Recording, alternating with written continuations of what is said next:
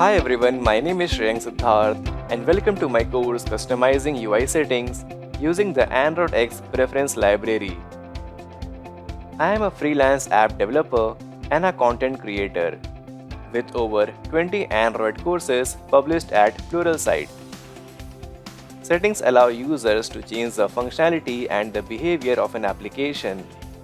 Whether you are building a chat application or a social media application, settings play a key role in enhancing the user experience.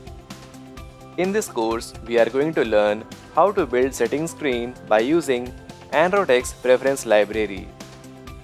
Some of the major topics that we will cover include how to build a settings screen, working with different types of preference objects, how to create settings UI just by using Kotlin code, different ways to save data in settings such as using SharedPreferences and PreferenceDataStore, along with their differences.